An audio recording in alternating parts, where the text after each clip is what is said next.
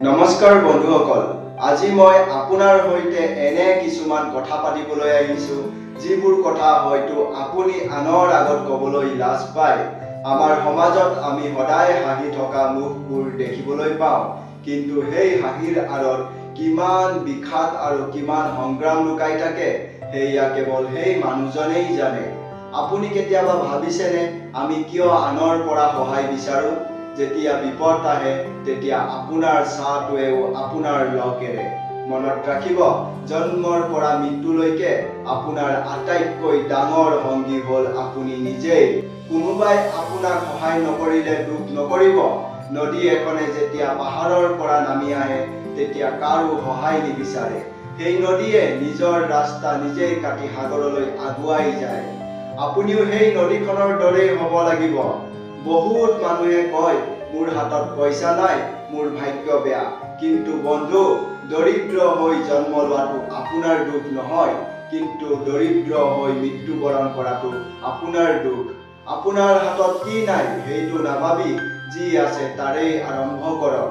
আমি প্ৰায়ে কাইলৈ কৰিম বুলি কামবোৰ পেলাই থওঁ, কিন্তু সেই কাইলৈটো কেতিয়াও নাহে।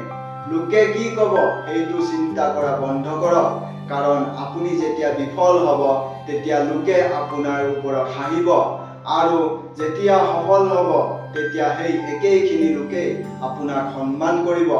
আপোনাৰ মা দেউতাৰ সেই ভাগৰুৱা মুখখনলৈ এবাৰ চাওকচোন।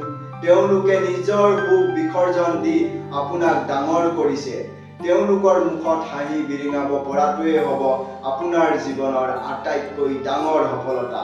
শেষত ইয়াকেই ক'ম, জীৱনটো এখন যুদ্ধক্ষেত্ৰ। ইয়াত যিয়ে যুঁজিব জানিব তেওঁৱেই জিকিব। হাৰি যোৱাটো পাপ নহয়, কিন্তু হাৰ মানি বহি থকাটোহে পাপ। উঠক, নিজৰ শক্তি বুজি পাওক আৰু পৃথিৱীখনক দেখুৱাই দিয়ক যে আপুনিও কাৰোতকৈ কম নহয়। মনত ৰাখিব বন্ধু, পৃথিৱীৰ কোনো এজন সফল ব্যক্তিয়ে একেদিনাই বা হঠাৎ সফলতাৰ শিৰত উঠিব পৰা নাই। তেওঁলোকেও জীৱনত বহুবাৰ উজুতি খাইছে, বহু মানুহৰ হাঁহি তামাচা সহিব লগা হৈছে, কিন্তু তেওঁলোকৰ এটা ডাঙৰ গুণ আছিল, তেওঁলোকে কেতিয়াও হাৰ মনা নাছিল। গতিকে আপোনাৰ বিফলতাক লৈ দুখ কৰি বহি নাথাকিব, বৰঞ্চ সেই বিফলতাক সফলতাৰ একোটা খোজ হিচাপে গ্ৰহণ কৰক। আমি সদায় কওঁ মোৰ হাতত সময় নাই, কিন্তু মন কৰক, যিজন মানুহে দিনটোত 1000 কোটি টকা উপাৰ্জন কৰে তেওঁৰ বাবেও দিনটোত 24 ঘণ্টাই থাকে। তেন্তে পাৰ্থক্যটো ক'ত?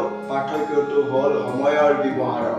আপুনি হয়তো মোবাইলৰ স্ক্ৰীণত আনৰ সফলতা চাই ঘণ্টাৰ পিছত ঘণ্টা পাৰ কৰি দিছে, আনহাতে আন কোনোবাই হয়তো সেই সময়খিনি নিজৰ দক্ষতা বৃদ্ধিত লগাইছে। এলাহ হ'ল এটা ঘূণে ধৰা কাঠৰ দৰে, যিয়ে ভিতৰৰ পৰা আপোনাক শেষ কৰি পেলায়। আজিৰ কাম কালিলৈ থৈ নিদিব, কাৰণ কালিলৈ আপোনাৰ বাবে নতুন প্ৰত্যাহ্বান আহিব পাৰে। আপোনাক কোনেও বিশ্বাস নকৰিলেও কোনো কথা নাই, কিন্তু আপুনি নিজে নিজক বিশ্বাস কৰিব লাগিব। যেতিয়া আপুনি আইনাৰ সন্মুখত থিয় হয় তেতিয়া এজন এনেকুৱা ব্যক্তিক দেখে যিয়ে আপোনাৰ জীৱনটো সলনি কৰি দিব পাৰে। আপোনাৰ ভিতৰত এটা বিশাল শক্তি আছে, কেৱল তাক জগাই তোলাৰ প্ৰয়োজন। মানুহে আপোনাক ক'ব পাৰে যে আপুনি নোৱাৰে, আপোনাৰ দ্বাৰা নহ'ব। সেইবোৰ কথা কাণ নিদিব, কাৰণ আপোনাৰ সক্ষমতাৰ সীমা আন কোনেও নিৰ্ধাৰণ কৰিব নোৱাৰে। আপোনাৰ কপাল বা ভাগ্য আপুনি নিজেই লিখিব লাগিব। সপোন সেইটো নহয় যে যিটো আমি টোপনিত দেখোঁ, সপোন সেইটোহে যিয়ে আপোনাক শুবলৈ নিদিয়ে। সপোনবোৰ ডাঙৰকৈ দেখক, কিন্তু সেই সপোনক বাস্তৱ কৰিবলৈ মাটিত নামি কঠোৰ পৰিশ্ৰম কৰক। মনত ৰাখিব, বিনা কষ্টত কেৱল পানীহে ওপৰৰ পৰা তললৈ নামি আহে, কিন্তু ওপৰলৈ উঠিবলৈ হ'লে কষ্ট আৰু শক্তিৰ প্ৰয়োজন হয়। আপুনি আজি যিটো পৰ্যায়ত আছে তাৰ পৰাই আৰম্ভ কৰক। আপোনাৰ সঁজুলি হয়তো কম হ'ব পাৰে, আপোনাৰ অৱস্থা হয়তো বেয়া হ'ব পাৰে, কিন্তু আপোনাৰ লক্ষ্য স্থিৰ হ'লে পৃথিৱীৰ কোনো শক্তিয়ে আপোনাক ৰখাব নোৱাৰে। যদি এই ভিডিঅ'টোৱে আপোনাৰ মনত অলপ হ'লেও সাহস দিছে, তেন্তে ভিডিঅ'টো লাইক কৰক আৰু আপোনাৰ এজন প্ৰিয় বন্ধুক শ্বেয়াৰ কৰক। এনেকুৱা আৰু ভিডিঅ'ৰ বাবে আমাৰ চেনেলটো ছাবস্ক্ৰাইব কৰিবলৈ নাপাহৰিব। ধন্যবাদ। জয় আই অসম।